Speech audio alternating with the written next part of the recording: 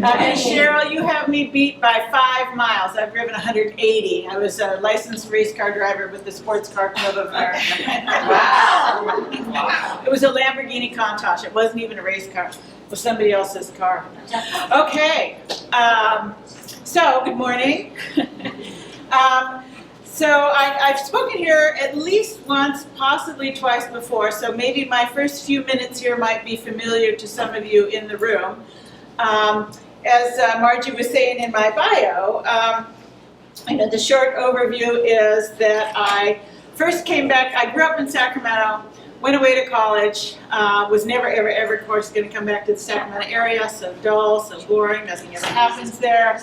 But then I ended up deciding that what really got me excited was California politics, and perhaps I had not noticed that this was the state capital. So I ended up having to move back to Sacramento.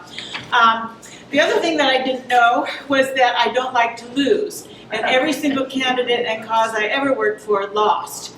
And so very early on in my very short tenure in the political world, I thought, there's got to be something else out here that I can do. And so I got involved in books and publishing. And that was ultimately where I stayed for many, many decades. As Margie said, I was an acquisitions editor. So those are the people to whom literary agents and writers pitch their ideas and their proposals. And if you like it enough, you take it to an editorial meeting and you try to convince everybody else in the room to go for it.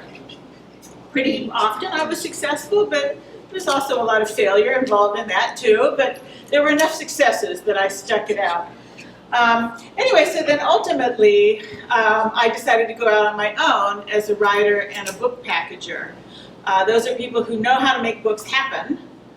Not necessarily their own ideas, but they can make a book happen. So for many years, I would get phone calls or emails from agents or publishers saying, hey, we need a book on this. Can you do that for us? Well, sure, So I made a lot of books happen.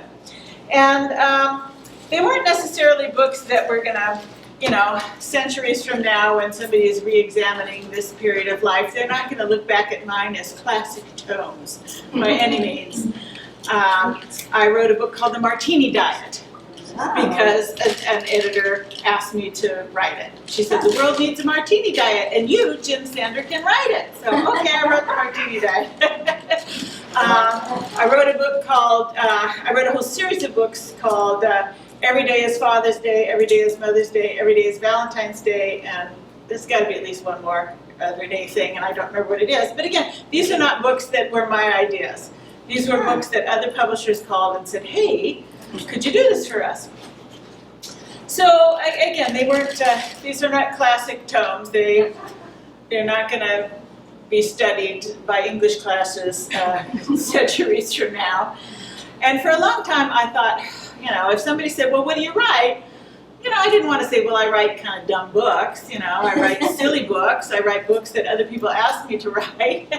And so finally, I came up with the term frothy books. Oh, I write frothy books. Oh, cool. One of the frothiest, this little book here called Wear More Cashmere, which was actually never even a book proposal. It was a Post-it note, a miniature Post-it note that said, wear more cashmere, which I had on my computer at work. And years later, it was just a way to sort of remind myself to do something nice for myself. And then years later, a friend who had been working with me at that particular publishing company was trying to convince me to write a book on a different topic. It was a money book, and I said, no, I don't really want to go down that route right now. But as she was trying to convince her publisher that I was somebody that they should do business with, she said, "Oh, you would love Jennifer. She used to have a little Post-it note on her computer that said, 'Wear more cashmere.'" And the publisher said, "Can she write that book?" So I always say that was like the world's smallest book proposal ever. Wow. Miniature Post-it note that said, "Wear more cashmere." So there's a publisher called Skyhorse in New York. Sometimes they're in the news because if anybody ever gets in trouble in the world and their publisher says, oh my gosh, this topic is just too hot, this person is just too hot, I'm going to drop them, Skyhorse picks them up. It's owned by a guy named Tony Lyons, whose family it's a multi-generational publishing family. They've had a lot of different publishers they started out publishing books about fishing, but it has got to the point where, yes, now Tony Lyons owns Skyhorse, and they publish a ton of books. And so I don't even remember why they called me initially, but I had done 7 books with Skyhorse Publishing. And then I sort of thought, maybe it's time for me to come up with an idea myself. Rather than just wait for the phone to ring or wait for an email to come, maybe I should come up with an idea. So again, as Margie was saying, Jen Sander. I had written a number of books under the name Jen Sander. And every so often people would say, are you going to write more? Couldn't you come up with another cocktail book? Couldn't you revise the martini diet? Couldn't you write the martini manifesto? Anyway, a lot of ideas which frankly would fall under the frothy category once again.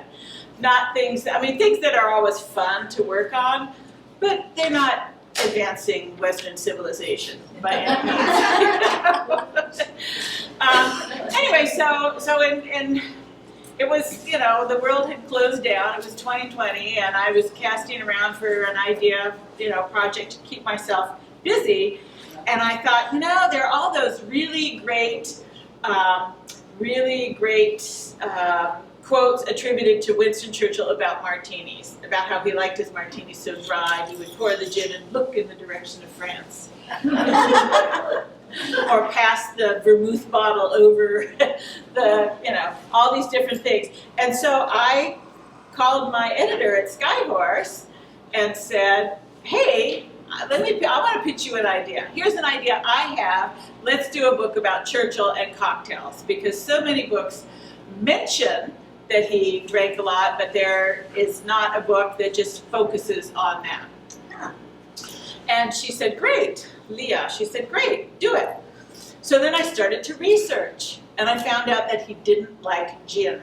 That all of those, again, you don't know what you're reading on the internet, or even in books, because books hardly ever get fact-checked.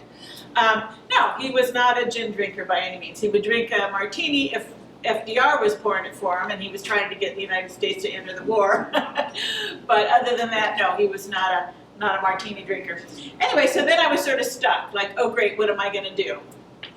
So the first thing I did was I called a good friend, Roxanne Langer, who had been in still is, been in the wine and liquor business for decades, 30 years, very well connected. And I thought, there's so much that's written about Winston Churchill, but maybe in the wine and liquor business, there's something that nobody has ever reported before. And it turned out to be true. All of that, because, it's hundreds of books that have been written about Winston Churchill. But all of those academicians, all of those historians, apparently far too posh to ever call anybody in the liquor business and ask them about Winston Churchill. And so Roxanne did, and she got 2 different anecdotes from liquor people that had never before appeared in print in books.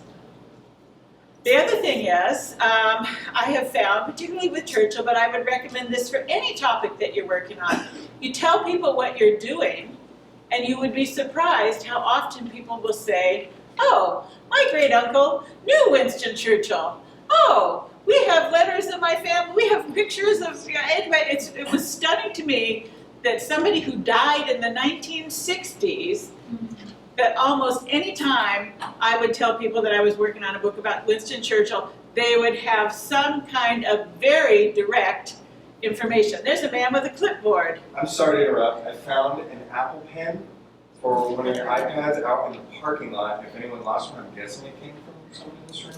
It might be mine. Okay. I don't know why.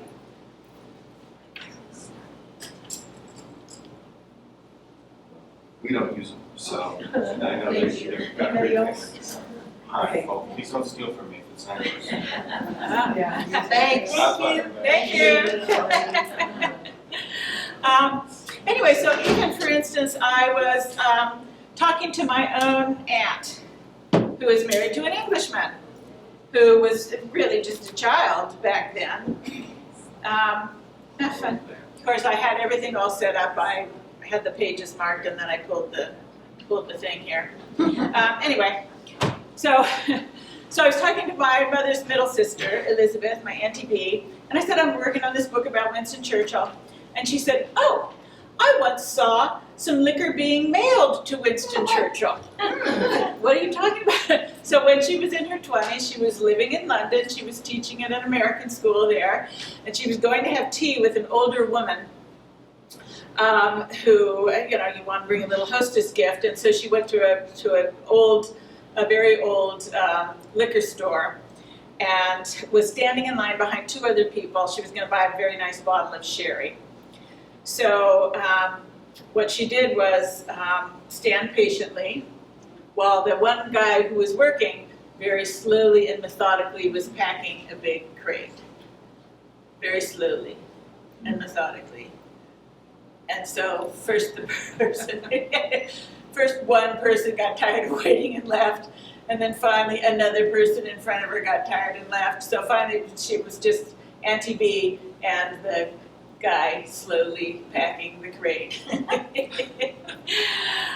She bought a very nice bottle of sherry, but at the same time she was at that point then close enough to see that the label that he was so carefully affixing was to Sir Winston Churchill, Chartwell, Kent. So it was an eyewitness account from within my own family that directly tied into the book that I was researching. I mean, it was stunning. So again, I would say, whatever nonfiction piece you're working on, whatever fiction piece you are working on, tell people about it, tell them what you are looking for, and somebody might say, oh yeah, I've got that in the attic, or oh, my cousin used to work for.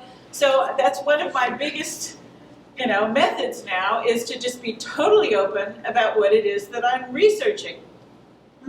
So again, Winston Churchill, everybody and their dog has written a book about Winston Churchill, it seems like.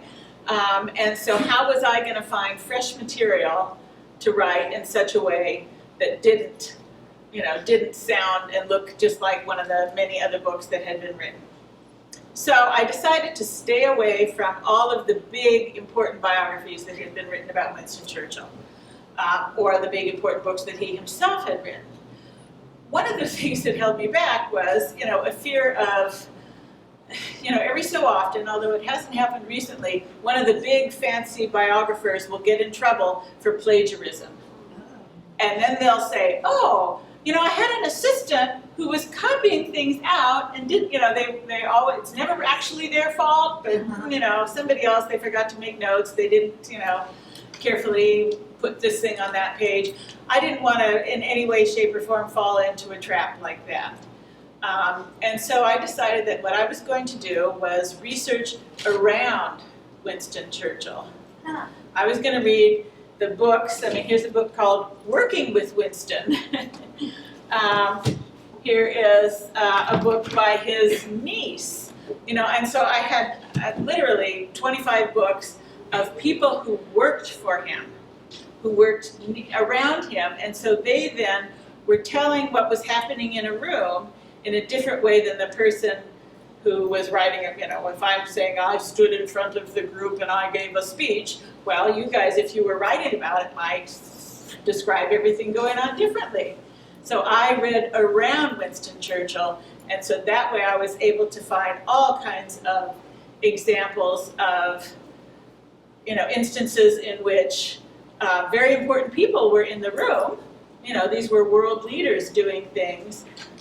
So Churchill or one of the other world leaders or an official biography would have described the scene in very dramatic and important sounding terms, but their assistants might say, for instance, there was this great story that took place in the Savoy Hotel, where the then Prime Minister of Australia was having a meeting with Winston Churchill. So again, two important people having a meeting.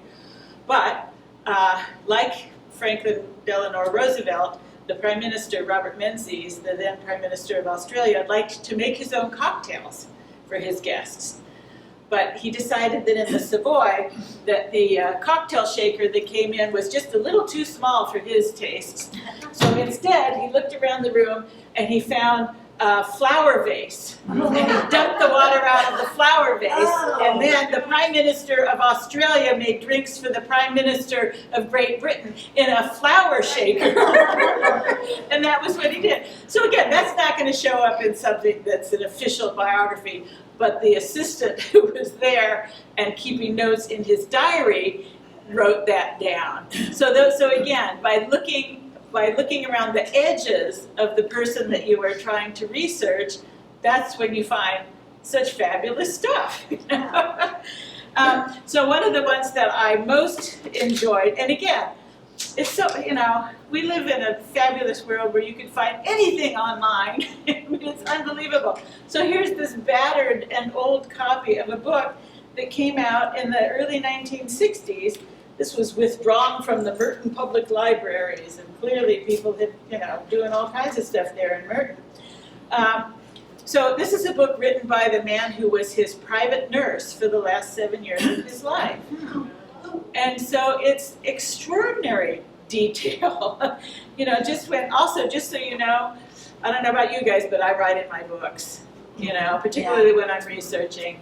So I'm speaking on behalf of the book business. I say, go ahead and then just buy yourself another copy. So that's always why I feel the publisher would be delighted that I'm messing up a book, and if I wanted it, a newer copy, I would just have to go buy a new one. So this, for instance, this one, you might be able, if, in researching Winston Churchill, you might be able to see black and white pictures of Chartwell, the home that he lived in most. But this guy goes in, before I go any further, let me give you a brief impression of Chartwell. As you enter the heavy oak front door with its 2 brass rings, you find yourself in a small porch. Double clear glass doors lead into the hall, which contains a long, low oak chest for hats and rugs. I mean, it goes on and on and on, this extremely detailed information that no other biographer is going to bother to go in such detail, but somebody who's never written a book before and is trying to fill up the pages is going to include a whole lot of really detailed information that would be, it would be so wonderful to try to recreate in a couple of paragraphs, a description of what this might have looked like as Churchill was leading some guests through. This also, in this one, there's this, again, not something that you would find in a very posh and scholarly tome, but the nurse, who, in addition to being a registered nurse, also was was kind of his valet, was bringing him things and cleaning up after him. So the first real indication of what was to come was when he refused a cigar. I had never known him to do this before. He would even light a cigar just before stepping into his bath. Looking back, it was the beginning of the end when the man and the symbol were parted. So again, that's somebody who's literally in the room with him describing this. On the evening of Thursday, January the 7th, he dined as usual with Lady Churchill in the sunken dining room. That's a nice description. They had cold duck, French fried potatoes and peas. He really liked peas, I learned. And creme caramel. He drank a glass of champagne, followed by a brandy and cigar before retiring to bed. But he could not sleep and spent a very restless night. The next day he stayed in bed until evening, getting up for dinner, which he sat through in a very subdued mood.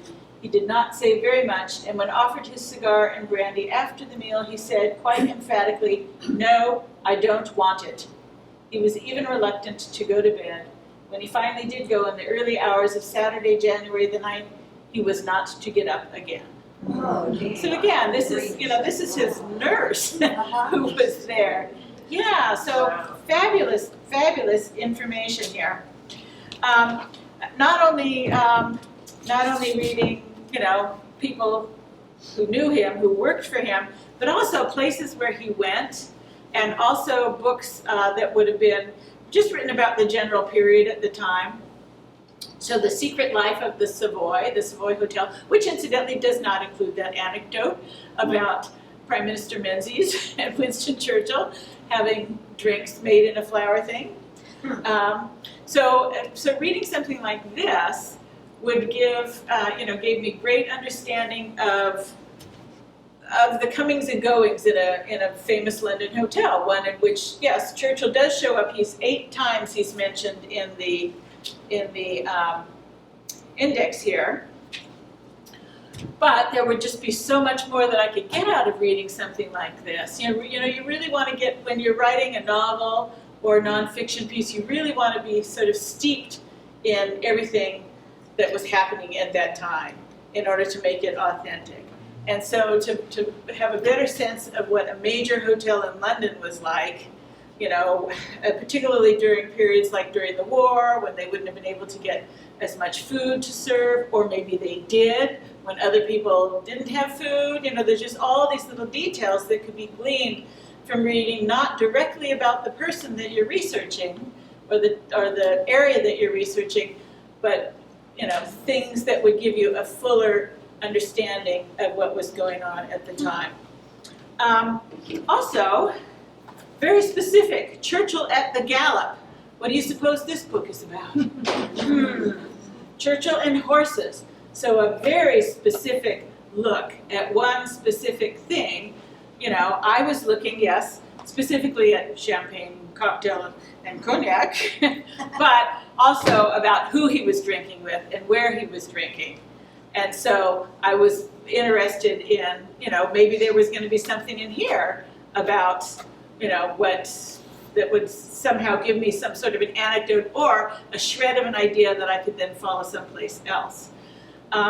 So one of the things that I thought would be interesting, so you saw I wrote a book about Churchill drinking.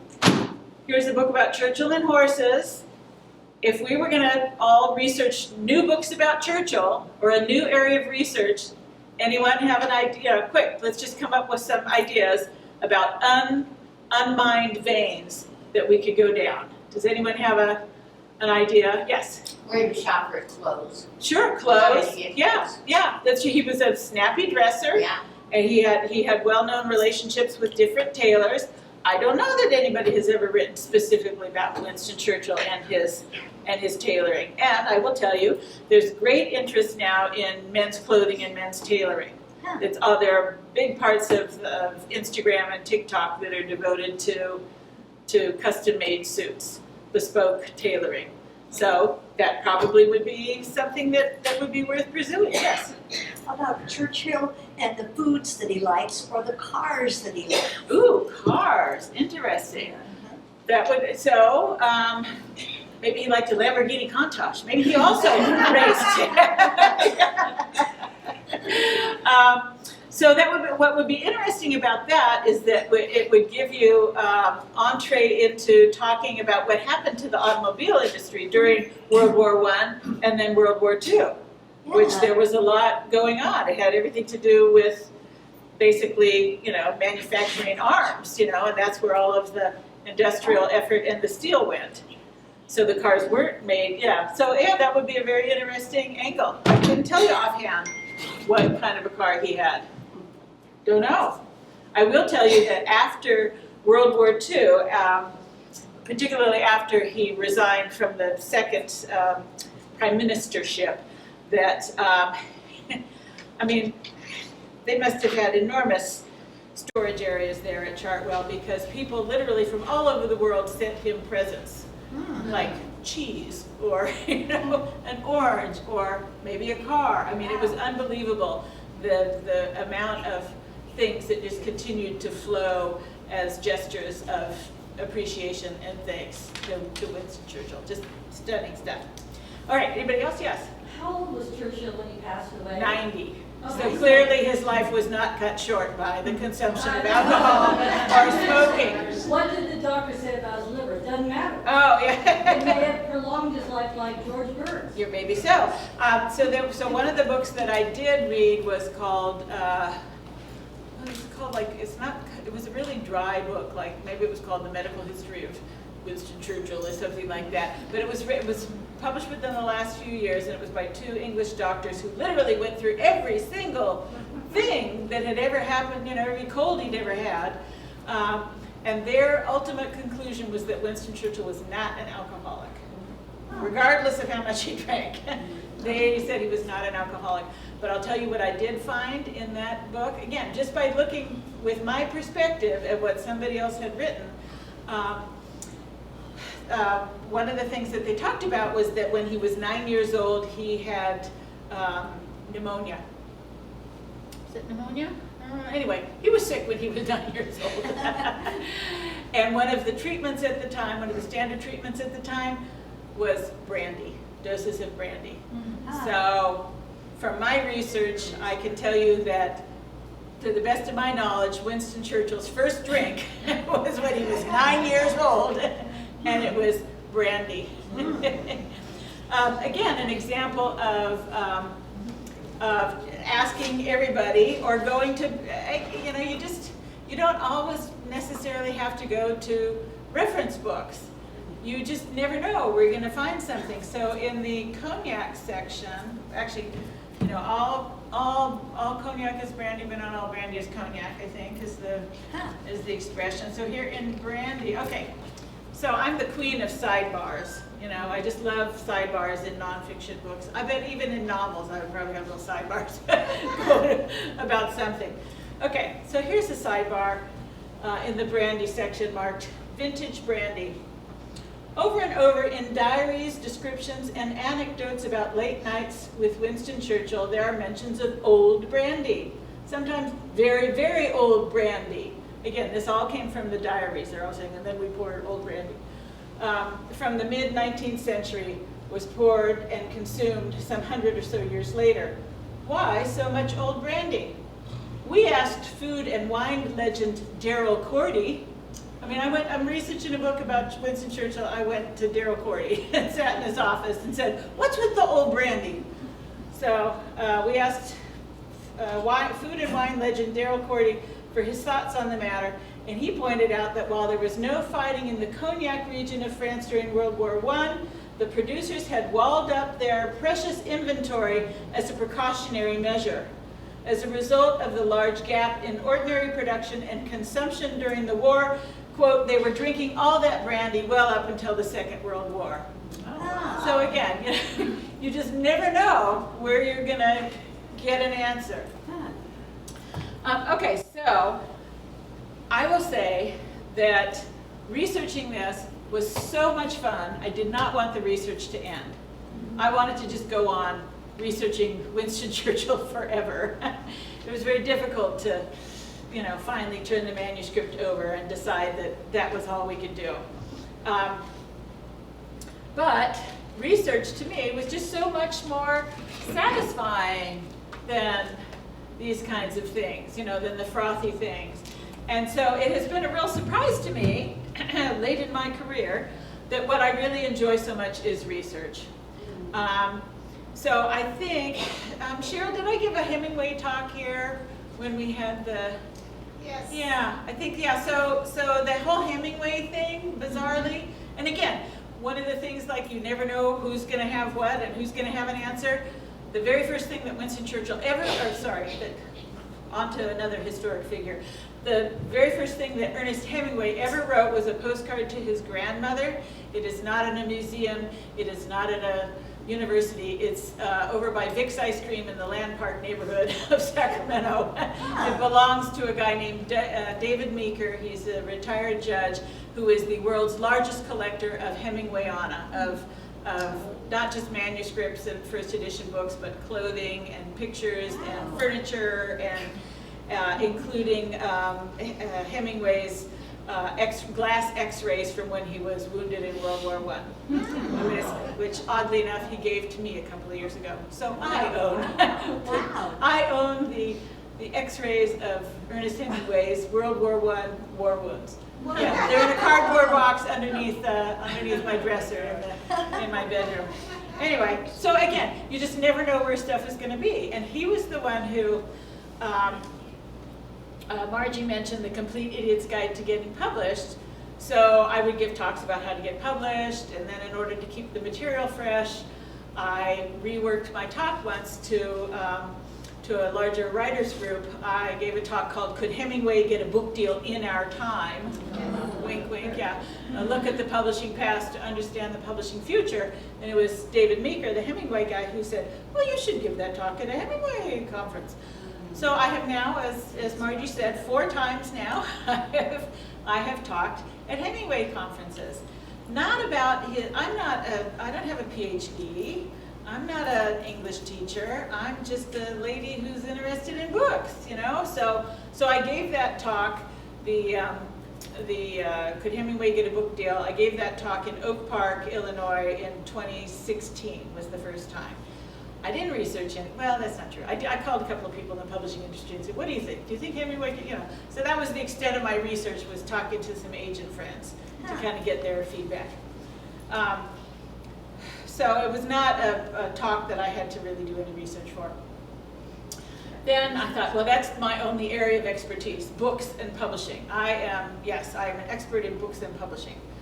But then, 2 years later, they were going to be having the conference in Paris. And you could talk about anything having to do with 1920s Paris. So, so I know a lot about books and publishing. I also happen to know, just from personal interest, a fair amount about 20th century classical composers. Oh. I was, you know, for a time I was the president of a symphony board and, you know, spent a lot of time in that world. And so I thought, well, I happen to know that when Hemingway was there, that Eric Copeland was there, that Virgil Thompson. Anyway, so I researched and wrote a paper called Young American Composers in Hemingway's Paris. Wow. And I thought, well, those are the only 2 things that I knew anything about, you know. And then it was going to be in Wyoming and Montana, and it was all going to be about sports and stuff, you know, hunting and fishing. And you know, Hemingway was a skier, and I've been a skier since I was in grade school. And so I researched and wrote a paper called Downhill with Hemingway, Skiing on the Slopes and on the Page. And that was so much fun. Again, it's just these research projects, and for that one, it was so much fun to research the history of skiing, downhill skiing. The word slalom did not enter the, the vocabulary, the vernacular, until the late 1920s. It was an Englishman who decided that that's what we're going to call it when we go like this, and it's a Norwegian word. So yes, an Englishman in the 1920s decided to use a Norwegian word to describe skiing where you're making a whole lot of turns. So, so it was so much fun to research the history of skiing, to go back, again, looking at Hemingway's life, not for anything other than when he was in the mountains, in the wintertime. Was he skiing? Who was he with? And then why did he stop skiing? He wrote some really fabulous short stories about skiing. And in their Nick Adams stories, you know, some of his early Nick Adams stories, and the characters say there's nothing better in the whole wide world than skiing. You know, can you imagine not being able to ski? What would be the point of life? I mean, they talk like that in this short story, and you know, of course, it's really Hemingway, you know. But then he stopped skiing, and so why? So that then gave me, you know, a whole nother angle to be researching and to try to figure out why Hemingway stopped skiing after having so much part of his life, his early life, devoted to it. And that's so, okay, my 3 areas of expertise, you know, publishing, composers, skiing. There's nothing else I know about that I could be researching and talking about in the Hemingway world. Well, actually, this just last summer in 2024, it was going to be in San Sebastian, Spain. So clearly, it's all going to be about the Spanish Civil War and all about, you know, the writing that he did there, the novel, For Whom the Bell Tolls. I don't know anything about the Spanish Civil War. I had never been to Spain, you know. But what I do know is California. I could be an expert in the state of California. I just stay in my lane in the Hemingway world. It's got to be something that I can legitimately feel like I'm an expert in. or maybe not an expert, but there's a fundamental reason why I am the person who could be researching this particular topic. So I knew that Hemingway had been involved in the filming in Spain of a movie called The Spanish Earth. And it was all on the side of the Spanish, of the Loyalists. And then he showed it around the United States to raise money to buy ambulances for the fighters in Spain, fighting against the fascists, against Franco's people. So he was in Spain, he was in Hollywood for 3 days in 1937. So I thought, okay, well, again, I don't know really very much about the politics of what was happening in the Spanish Civil War, but I could research 1937, those 3 days in Hollywood. So what I did was, does anybody here have a subscription to newspapers.com? You ever use newspapers.com to research? Fascinating. Yeah, fascinating. It's $19.99 a month. And for me anyway, it is well worth it because you type in somebody's name, you type in a date, you type in a location, and here come all of these hits. And they are literally, it's the entire newspaper page, So you can not only read the article that you're looking for, but you can see the ads. You can see other articles about any other things that were going on. And so I used newspapers.com quite a bit to figure out what was going on those 3 days in Hollywood. So not only was I, researching what Hemingway was doing and where he was going and who he was meeting with, but also, using a little bit of poetic license, shall we say, a little literary license. I talked about how when they had the big cocktail party where they were showing this movie at the actor Frederick March's house, I said, so what would they have been talking about? Well, perhaps they were talking about Amelia Earhart, who lived in that same neighborhood and had been missing at that point for 2 weeks. And there were articles in the LA Times about ham radio operators who thought they were getting messages from her. I mean, how else would I have found out about that? But for the fact that I was looking for those 3 days in Los Angeles. I also, of course, found out what the temperature was those 3 days in Los Angeles. I knew that Hemingway had flown in on the TWA Sleeper from New York. And so I researched that. The TWA Sleeper, an overnight flight from New York, had been introduced just the month before. So he was one of the first people to fly cross country and it sounded so luxurious. I mean, there were, lie flat beds, what you now would pay many, many thousands of dollars in first class. It was $500, which would have been a lot of money back then anyway. And it wasn't a direct flight. It stopped for an overnight or a refueling in Kansas City. So it took like 24. I mean, it wasn't that fast, but it was faster than taking the train. So yeah, so I was able to talk a lot about, I had ads for the TWA Sleeper. So what else did I find? Oh, then again, I don't like, you can tell I'm not given a PowerPoint because it's just one more thing to worry about when you're going to give a speech. When I was doing the skiing talk in Montana, there was another woman who was also giving a talk before me who had done all this research and written this fabulous, fabulous speech all about Old Man and the Sea and Joe DiMaggio. So it all had to do with baseball and Cuba and all this stuff. And she had this entire PowerPoint presentation. There was no wireless where we were giving our talks out there. Anyway, so the poor thing, all that work, months of work that she had done, she just had to stand up there and talk. So I like, holding things up or passing things out. And I was able to find a copy, again, because I was looking specifically for this time period in 1937. I found in an antique store up in Washington, I found a copy of Life magazine, which was from the specific time period, and I bought it thinking this will help me with my ads. Inside that magazine that I bought for $12 was the very famous photo that Robert Capa took of one of the fighters being shot from the back. It's one of the most famous photos of the 20th century. I wasn't looking for that, but yet there it was in this Life magazine. And so I took the Life magazine with me to Spain and passed it around the room. People were holding in their hands an object from that specific time period that had the first time that very important photo had ever appeared in print. There it was in Life magazine. So again, ask everybody, look around the edges and spend time in antique stores. You never know what you might find.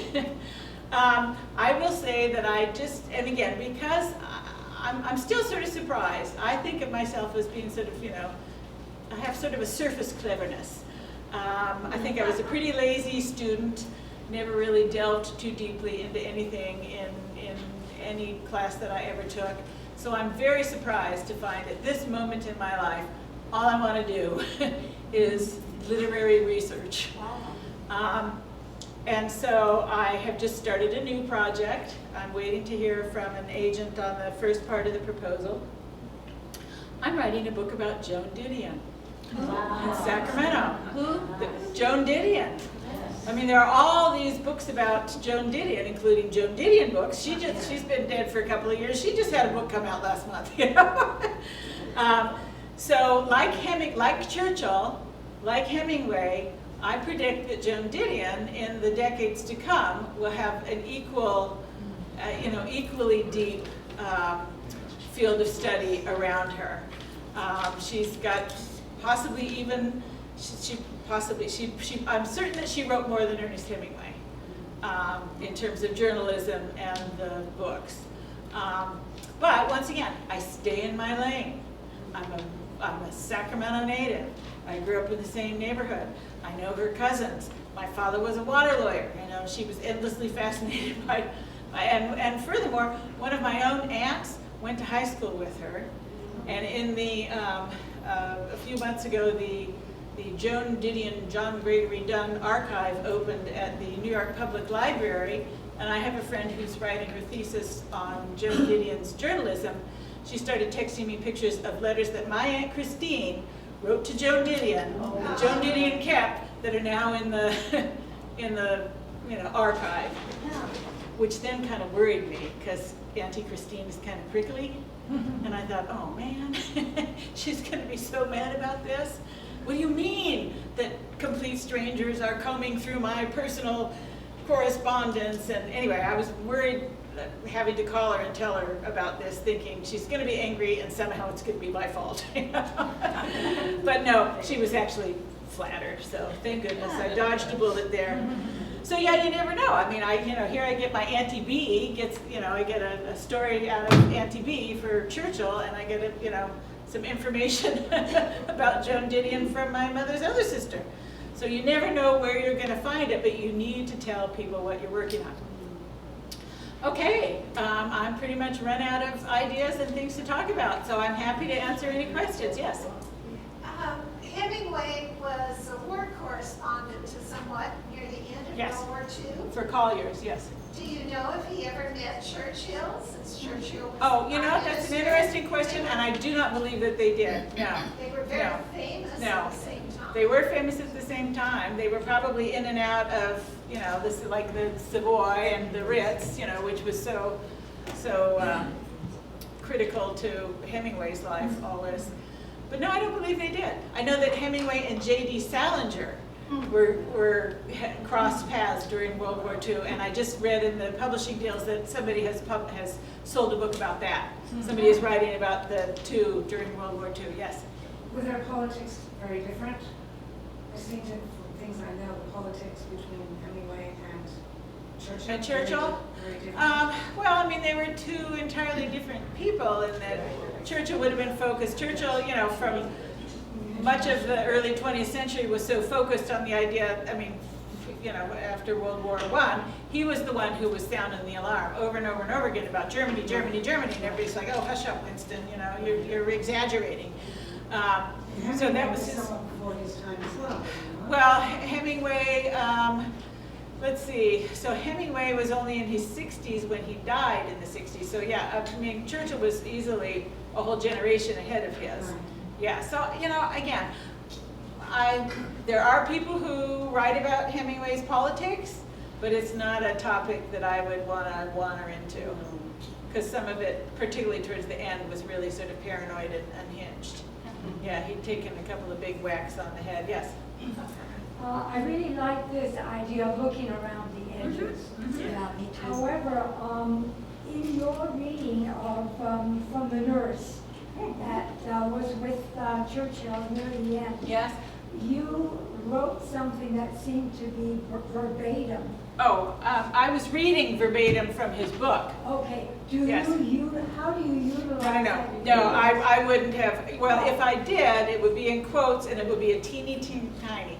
There is a concept you guys have probably have all heard about called fair use. Yeah, So in a book that's this size, right. sure, I could probably, you know, I could probably quote a whole page and not worry about it. That would be considered fair use because of the size of this thing.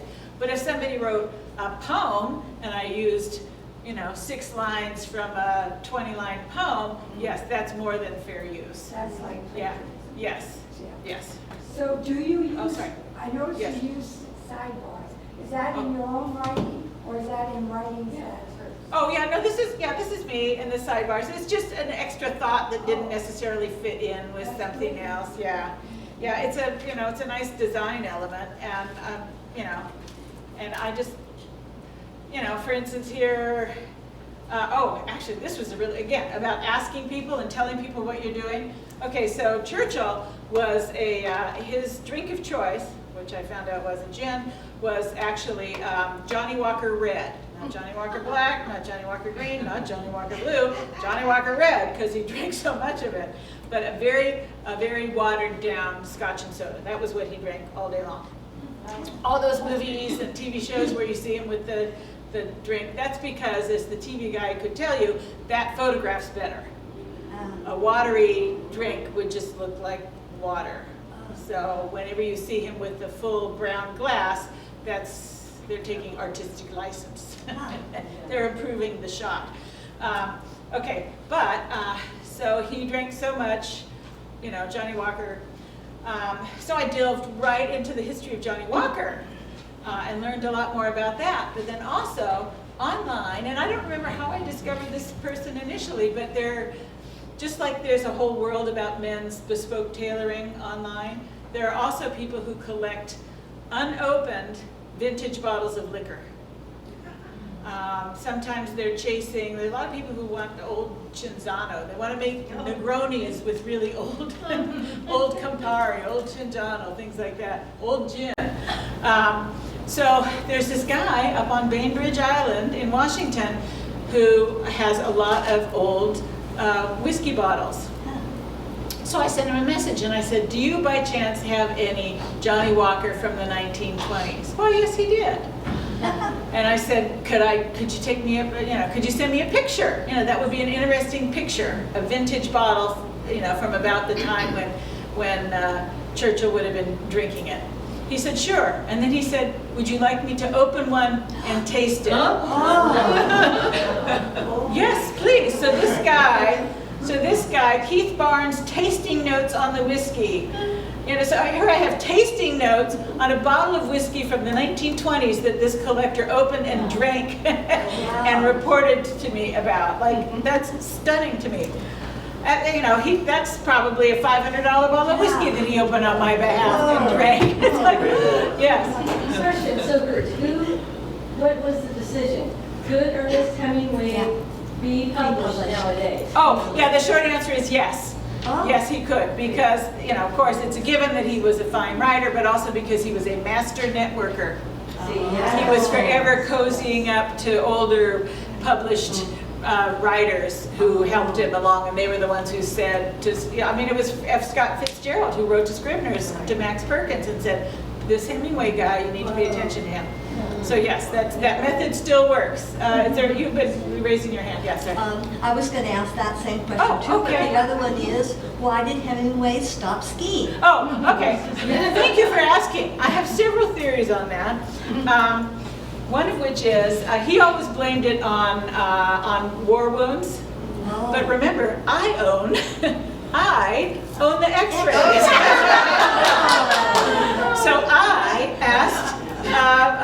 orthopedic surgeon. I sent him a picture of the x-rays and said, these are the injuries of a man in his late teens.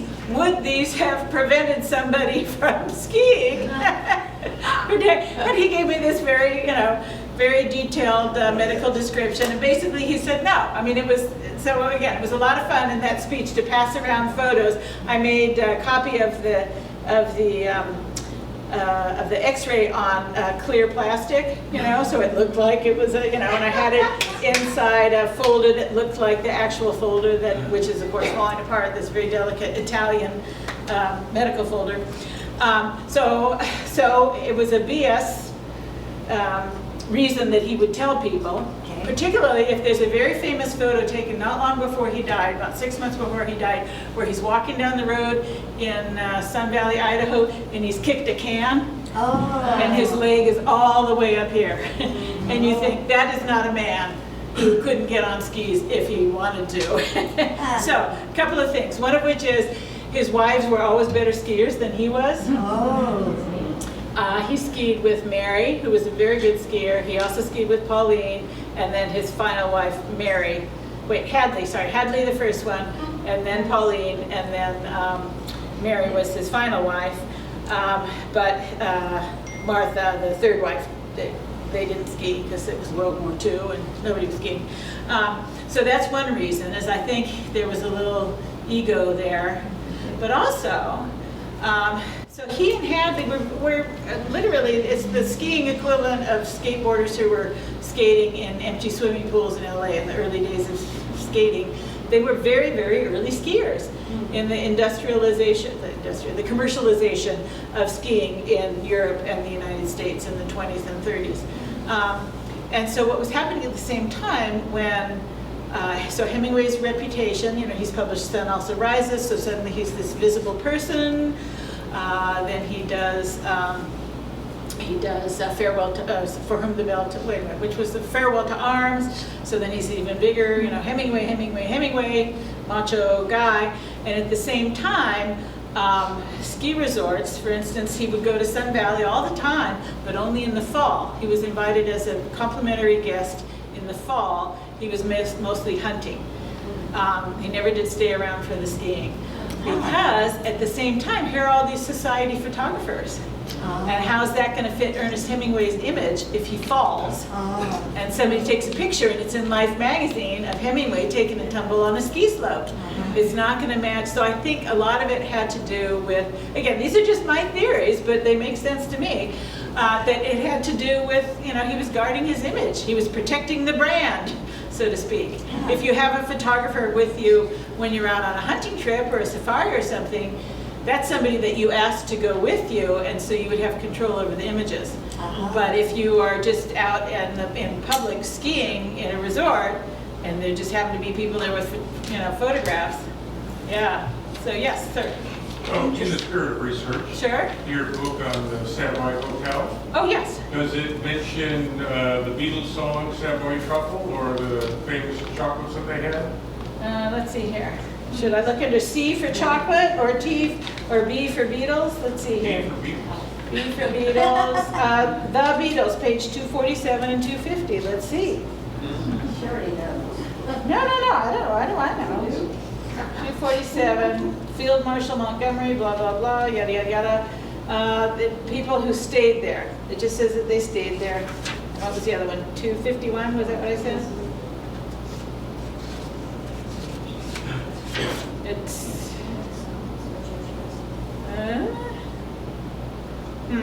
It's not jumping off the page. Here's Brian Epstein, the Beatles, yada yada. We'll just look up chocolate. C. So, Chocolate. Yes. It was a famous song off their way home. George Harrison wrote. Chocolatier. Nope. So you can write that book. You can write that book. Chocolate in music. Who hasn't? Yes, you haven't had it. yes, I'm wondering, how did you find out about the fellow on Bainbridge Island? Oh, I'm certain it was Instagram. Yeah, but how? Probably because, I'm sure you guys are all extremely sophisticated social media people, but what you do is if you want to research something, it's, hashtag old liquor bottles or something like that. Hashtag vintage whiskey, something like that. So then you would find all of the other photos of people who had used that same hashtag, and then you would just click on their thing and see what they were up to. Yeah, so that's how it's using hashtags to research. Yes. There was another question over here. Yes. How did people discover your books, and what do you think drove sales to them? Truthfully, the publisher. Yeah, I mean, that's not I, as an active author, do every so often put stuff on my Instagram page or my Facebook page about what I'm doing. But that's, primarily it's the publisher who's getting it into bookstores, buying Amazon ads, and things like that. And they, it's like a book like this is just going to be around forever. It's if you forgot to I'll tell you now, anybody who forgot to, a Father's Day gift, this and a bottle of Johnny Walker Red will take care of the problem. Everybody's boss, everybody's brother, everybody's uncle, is a Churchill fan. Question on the newspapers.com Yes. here. You probably been to the state library too, right? I'm on the board of the Library Foundation, California State Library Have the Foundation. archives of every Yes. newspaper printed, and you can look and find them. Do you find this as complete? I don't know that it's as complete, but it's something that I can do from my couch. Thank you. Yeah, so that's why I do it, yes. I will say with with researching the Didion book, she wrote a book called Where I Was From, which is her kind of re-examining. It was published in 2003, I think. She's re-examining the ideas and attitudes and opinions that she formed early in life from family stories and histories about Sacramento and Californians and pioneers. Later in life, she thought, maybe I, should re-examine this. Anyway, so the proposal that I've written is called Where She Was From, a closer look at Joan Didion's early years. So I probably will go and look at because I can then look, I would go to the Sacramento History Center off of Richards Boulevard to look at the big things there. But also what I'm doing is there are a handful of people that I know, including my Aunt Christine, who went to high school with her. And so I'm asking them, again, just like researching around people, I don't want to talk to them about Joan Didion. I actually know quite a bit about Joan Didion. I want to hear about them and what their high school years were like and what they thought of Sacramento, and then see if that matches up with, one of the things I keep asking people is, do you have an Okie accent? Because Joan Didion, over and over again, says that she herself has an Okie accent, and it's because she went to McClatchy High School. I believe that. Well, but I will tell you, It's here in Sacramento. yeah. Anyway, so I will tell you all of the people that I know who are her age certainly do not have Okie accent. Again, it's like, why would she say that? So it's this. So in many ways, what I'm writing is the great defense of Sacramento book. Anyway, so again, you just ask around and you never know. But I've been having great breakfasts with a bunch of guys in their 90s. It's a lot of fun. Yes, you had a question? No, I was just thinking about Sacramento. I'm from San Francisco. I always thought Sacramento was just like San Francisco in many ways. Sophisticated, classy, and all that, And it doesn't there's not a comparison, but it does have really good food. Oh, yeah. They have really good food. Yeah. But the culture is different. Sure. The culture, the people are more, I thought, more country. The people with generations, and you all can tell me if I'm wrong, but cultures from generations of Sacramento were more countrified people, more, they weren't sophisticated city-like folks. That would be news to everybody I know. Really? Yeah. And so I need to get it, those were the people, the working class that I Well, worked and, with. well, see, here's the thing, Joan Didion was not working class. Well, I'm talking about the working class. I understand that, yes, and I So would, we're talking very yes. different cultures. Yes, within I would the not working dispute classes. you on that, I'm just saying that Yeah. what she I'm portrays. talking about the laborers Yes. and the workers. Yes, I understand I that. think they came from like Missouri or Tennessee and all these other Sure. areas. I'd Sure. like to study that because Sure. I see a stark difference. Sure, yeah, that, again, I would not disagree with you on that. I would just say that Joan Didion attempts to portray herself in a way that is inaccurate. Yeah, I Because wasn't she even grew up in the referring to her. absolute highest strata. Yeah, I And- wasn't referring to Yes, her. yeah, no, I understand that, but I'm just saying that, so that's sort of what I'm investigating. When I'm asking all these other people who went to high school with her, I'm saying, she says that it was like this. Is this what, you know? Yeah, it's all was that, matters yeah. where you were raised. and- Well, they were raised in Where this, exposed. I'm just saying, yeah, again, I'm just focused on the, you know, Right, my I topic, get it. yes. Okay, yes, about two, how much time do we have? We get? We have a little. We have Oh, okay, one more question. okay, sure, yes. On newspapers.com. Yes. Is that relegated just to the United States? Um, Or does it I go think all so. over? I think it is, It's yeah. great though. Yeah, yeah, it's just so much fun. Yeah, I mean, you just type in your own name and see what you can find, and it's kind of Wow. scary, yes. It could have been an influence from a teacher, the Okie accent. Again, I'm just saying. Yeah. So if you had one of your people who had a yearbook and remembers a They- teacher that had. yeah, anyway. You never they- know. Yeah, you never know, but anyway, everybody that I've asked about it says, I don't know what she's talking about, or why she would claim that it had anything to do with going to McClatchy High School. So, okay, are we done? Any more questions? So Yes. how long, since you already have a contract for the book, you said? Oh, yes. So how Oh, long, wait, I'm sorry, say that again? do you already have a contract for the book? For the Joan Didion book, no. I have written I've got a 7-page proposal, which just would have the idea, the market, the competing titles, and about the author.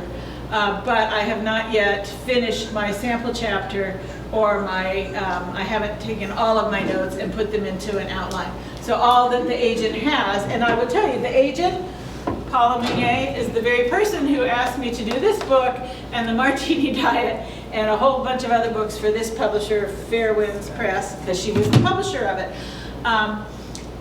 But she's a literary agent now. You know, she writes thrillers, the Mercy Carr thriller series, and she's a literary agent. So she is looking at that to tell me whether or not she thinks anybody in New York will care. Yeah. But if I were to, you guys know this, the publishing world works in seasons. And so currently we're in the summer season where they're all gone. There's nobody really working in New York.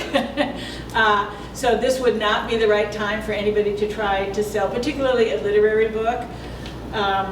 And so the goal would be that sometime in the fall, when everybody's back and thinking about work again, that's when there would be a complete proposal that she would then circulate, hopefully, if she thinks there's a market for it. And if she doesn't think there's a market for it, it's probably just going to be a really long essay that I'll try to sell somewhere. Oh, so it depends if you're gonna get an offer as to whether you're gonna complete your project? This might surprise you all, but I work for money. Yeah, so I know I have it and it's because I grew up in the publishing industry. I never thought, I still don't really think of myself so much as a writer. I am someone who knows how to write. And I know how to make a book. But I don't feel compelled to write necessarily. Currently, I feel compelled to research whether or not that ever needs to be anything. I just like to see how things connect. So yeah, chances are, unless somebody tells me that there's a market for what I want to write, I'm probably not actually going to write it. I will research it to the point where it satisfies me, you know, that I feel like I've gotten something out of the research. If only to prove that she's making it up when she says that she has an Okie accent from McClatchy High School. But I would not write a book for which I couldn't get a publisher. Well, following up on the research idea, So on Churchill, you were describing your enthusiasm for research. How much time did you spend on that? Does that depend on whether you get a book deal or a deadline or whatever? Yes. Is that all what it's contingent on? Or Yes, was there I more already- research you yes. wanted to do that you didn't do? I had the contract before I found out that he didn't like gin. I sold the book to the publisher about how I was going to write this book about Churchill and martinis. And then, oops, found out all of my entire premise was incorrect. Yeah. But at that point, yes, I had a contract and a deadline. So that. So you could only do so much research. Did you feel like you did as much, or were there parts that you would have liked done more of? You know what? Yeah, I would have, because since the book has been published, yet more people tell me, oh yeah, my great uncle was, there's a woman with this amazing store in the little town of Port Costa. Do you guys ever go to Port Costa? Yes. Oh, it's the coolest place. She's only open at Christmas and Easter and Valentine's Day. I can picture her, I'm blanking out on her name. Anyway, so I'm in the little store, and I don't know how I mentioned something about this book. She was the one who said, my great uncle was the American attaché to the British government during World War II. And then she told me the name of the book that he had written. And I got that. So long after this book was in print, there are still all these people who tell me about the personal connections that their family has with Churchill that would then allow me to go down a whole nother little rabbit hole looking for stuff. Yes? Just following up on that, how long did it take you from starting your research to actually submitting your manuscript? I'm trying to remember what time of year okay, easily it was a 6-month deadline. Because Skyhorse, okay, let's see here, who's got, what's this publisher? Who is this? That's a British publisher. Pegasus, those are all British publishers. I'm just looking to see source books. Anyway, if you have sold a book to, Penguin Random House these days, probably it's at least a year that you're going to get. But somebody like Skyhorse, who publishes a whole lot of stuff, is going to say, we want it in 3 months, 6 months, short turnaround, particularly if it's tied to something that's very topical. It may well be that if I can get a deal for a Joan Didion book, somebody's going to give me a pretty short deadline, because who knows, but that right now there's a lot of, she was literally on the bestseller list 2 weeks ago with the book called Notes to John. She's dead. It's called Notes to John. Can I make one follow-up? Yes, go ahead, yes. Yeah, how many words was the Churchill book? I bet the contract said 40,000 words maybe. Yeah, probably wouldn't have been for, hundreds of thousands, yeah. Because they knew, it's a specific topic that lends itself to a particular, I will say of all the books that I've written, this one I thought, oh my God, that's the cutest thing ever. It's like a little fuzzy thing here with a cutout. And then the martini diet, it had like a little fuzzy black night, or evening gown. This one I love so much. I love the way, I'm just, again, so proud of not only the research, but I love the way that it turned out. So, this never would have been a book as thick as something like this. It's just not much. Okay. So, one more? Yes, sir. I found your illustration of the GWA overnight flight very interesting. I have found in researching for a book that you often stumble across passages that tell you how the world worked. Exactly, yes. How people got around, what were the circumstances. Logistics and transportation, yes. So, I would offer that as an encouragement to be aware, because you can take, your character might be fictional, but when you put them in that scene and you describe how that scene worked, you get the best of both worlds. The story point was also get the vivid description of a very unusual world. So what's the most interesting thing that you have found in your research? Just a little tip, you know, some little descriptive. People in the wagon train coming west often stop for a day or so, and they would take the wheels off their wagons and soak them in the river. Because wood, when it dries out, more brittle. It shrinks, and the iron tires on the wheel would fall off. Oh, wow, that's great. Take the wheel and soak it in the river, which would swallow wood. Yeah. Wow, that's fabulous.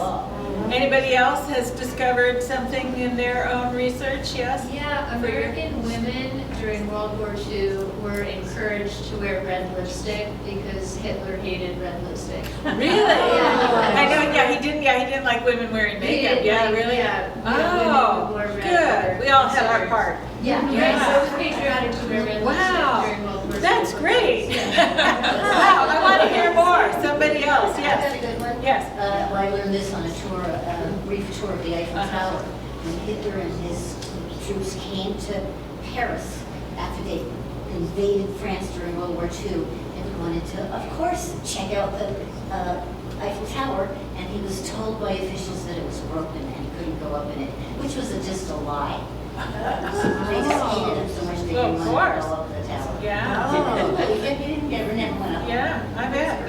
Yeah. Can I just add to the lipstick comment? So have you done research? I mean, like Revlon was a big deal back then. I just stumbled across it because I was researching the 1940s and the aeronautical industry and what women would have worn to work in that industry. And I don't remember, but it was an article in newspapers.com that I stumbled across, and then I went down the rabbit hole about that. Yeah. And then I went down the rabbit hole about drawing a line down the back of your leg. Oh, if you couldn't afford it, made it look like you were wearing nylons. Yeah. So same kind of thing, you just fall down the rabbit hole. I know. Yeah. Okay. Yes. Mine isn't necessarily historical, it's more of a scientific fact. I'm doing a book about animals. Okay. But hermit crabs are really good neighbors. Oh. Because when there is an abundance of empty snail shells in their little tide pools, because you've probably gone to the beach and you've seen hermit crabs wrestling over shells.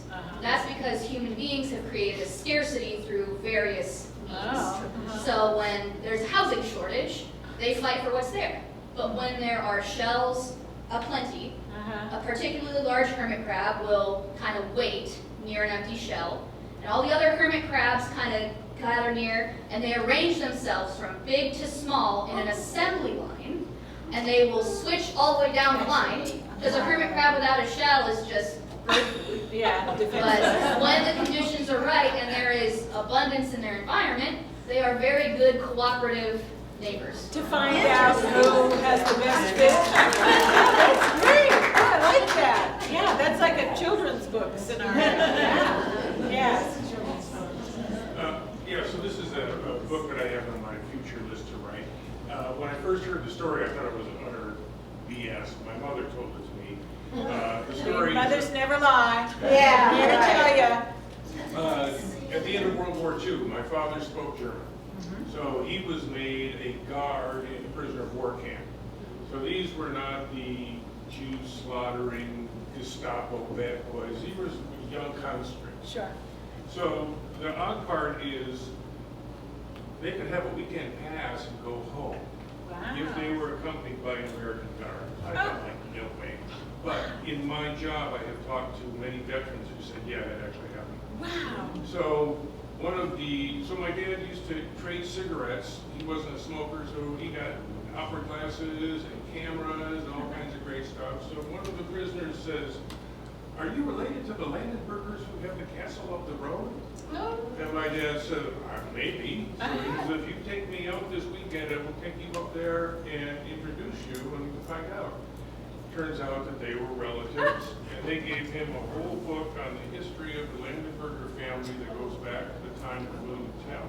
Wow. So that's my premise of that happens to somebody who finds the family. That's wonderful. Oh, wow. Ooh, I like that. Yeah. Okay, hang on a second. Yes, Cheryl? Well, I wrote a book about golf, and on a putting green. About golf, okay, yes. On a putting green, the grass follows the sun, so it may stand up facing the sun this way, but it will move as the sun moves around.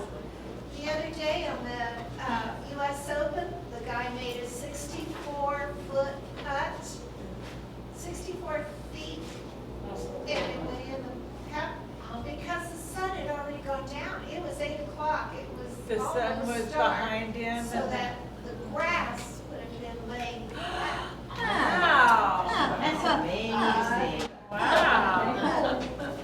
That's a good idea for gamblers to know. Yes, yes. I'm writing a book about the gold rush, and I really like it when you said you're really into research, because this is the first book I've ever had to do so much research on, and it's sort of addictive. Yes. So you're saying, okay, I read that, now where else am I going to find that back? You know, I mean, because they say somewhere between 200,000 and 300,000 went into San Francisco, but 300,000 actually is more prominent in the books than 200,000. Oh, interesting. But just a couple little add notes about sure. this. Lola Montez was known for her spider dance, right? Up in Grass Valley. And so the saying, and she was terrible at it, and nobody liked her, but she was quite having fun all the time because she was Lola. But anyway, so this term came, whatever Lola wants, Lola gets. Oh, The other term was a shot of whiskey. When a miner didn't have any money, he'd belly up to the bar, put a bullet on the bar, and say, I want a shot of whiskey. Whoa! So he traded his bullet for a shot of whiskey. Wow! The third one, I have more, but the third one is the bear and the bull market. Right. That started with the bear and the bull in the cage fighting. Oh, fighting. in the wilderness. Really? The bear would lay down on the ground. He'd first go in there, dig a hole, lay on the ground with his paws up, then let in the bull, and he'd shred him from the inside, the internal. So, but that's where you got the bear and bull market. So, wait for me next June. Yes, in the back in the red. When I was a teenager, I was very lucky to live with a very famous aunt and uncle who knew all of Hollywood, invited to all the TV stations. My uncle's best friend, when she wrote a book, The Old Troubadour, was about Carl Sandburg. Oh, wonderful. And I got to answer the telephone and talk to him on the phone, and he told my aunt that my voice sounded like 1,000 twinkling bells. If you ever want to know about Carl Sandburg and his life, my uncle has it all in The Old Troubadour, because when my uncle would throw a party, Carl had to be on the arm of Marilyn Monroe. So Marilyn Monroe came to all my uncle's parties. Wow. That's great. We're going to write a book about that. I know, yeah. And then I'm going to tell another story. Yes, go ahead. I've been researching my family for a book, and I found a photograph that I distinctly remembered as a baby. It's the interior of a Frank Lloyd Wright house. And I remember living in that house as a baby, as a toddler. And I did a little bit of research, and I found out it was actually an experimental house. It was built in Spring Green, Wisconsin, and it was Frank Lloyd Wright's challenge received from our friend, the editor of the newspaper, to build a house for $5,000. A Unisom or something like that? Wasn't it called a Unisom? No, I think it was Usonian. Usonian, yeah, I think Usonian, yeah. Never knew it started with a U. Yeah, and then when I started talking to my family members, my brother, who was 10 years older than me, so 10 when I was, or 12 when I was 2, he remembers Mr. Wright coming through the house. Wow. And he told the most wonderful story. And he said he never looked up once. Oh. He looked at the ground the whole time. Really? How strange. This book, when I had the idea for it and thought, how am I going to research it? How am I going to write it? So my friend Roxanne Langer, who I said had been in the, in the wine and liquor business for so long, and I knew she was well connected. I also knew that she had time on her hands because, again, this was the pandemic. Everything was closed down. She had been running a winery down in Bel Air, if you can believe it. Here's the Getty up on one side, and across the 405 is a private winery, and she'd been running that. And then the man who owned the winery said, oh, gosh, Roxanne, just, we can't do the wine club, we can't do the dinners, I'm just going to have to let you go. Rupert Murdoch. Wow. She was working for Rupert Murdoch. My husband and I were crushed when she lost her job because we so loved going down there and hanging out on Rupert's, lawn furniture, drinking his wine for free. This is when he was married to Jerry Hall, the Mick Jagger wife. Anyway, so I said to her, Rupert's been around, ask Rupert, because they were still, in text and phone calls and stuff. I said, ask Rupert if he has any Churchill stories. But then I typed in Churchill, Murdoch, because you can pretty much type in Churchill, anybody, any place, anything, and something will come up, even if it's only like a restaurant called Winston's or something. Anyway, so here comes this information. And then I call her and I said, don't talk to Rupert. Talk to me first before you reach out to Rupert Murdoch asking him about Churchill stories. So, World War I. Gallipoli, all these boys from Australia, New Zealand, they're just, slaughtered there in Gallipoli. And, stuff happens in war, people die, maybe they all would have moved on, but for the fact that there was an Australian journalist who would not let this drop as a topic. He was going to keep it top of mind for people. He wrote to the king, he spoke to the prime minister, he went and addressed Parliament, he just kept it as a topic, to the point where that was why Winston Churchill had resigned as the Secretary of the Navy and gone back into the Army during World War I. Well, that was Keith Murdoch, and the father of Rupert Murdoch. And so that one issue, that one instance, Gallipoli, was what brought Keith Murdoch to journalistic prominence, to the point where he could then start buying newspapers. The entire Murdoch empire is built on the back of Gallipoli. That was what happened. That's why, that's why you have a Murdoch empire now. It's because Keith Murdoch was so dogged in his pursuit of Churchill after Gallipoli. That was what brought him, up. And I know, to me, it's like, oh my God, how can that be that something that happened so long ago is so ever present now? Yeah. Wow. So again, as we all know, as readers, as students of history, you don't know what will be the outcome of one thing, decades later. And then furthermore, she did ask Rupert, and he said, oh, that was a long time ago, so I don't have anything to say. So we didn't get a Rupert Murdoch story. Yes? Why are we still naming space endeavors after 2,000-year-old legends? What an interesting question. Because it so sparks our imagination because of the myths, Prometheus or the Titans or the, Cronus or, there's just, and also they sound exciting, to the ordinary person, some Greek or Latin one. Yes. The persistence of. Oh, you're absolutely right. Yes. Rupert's father was an intrepid newsman. Rupert has an amazing empire. Mm-hmm. True. Here we are going into space, and we're harking back to ancient legends. Sure, to the Greek myths. Huh. Yep, that's true. That's true. All right. Thank you. I think we're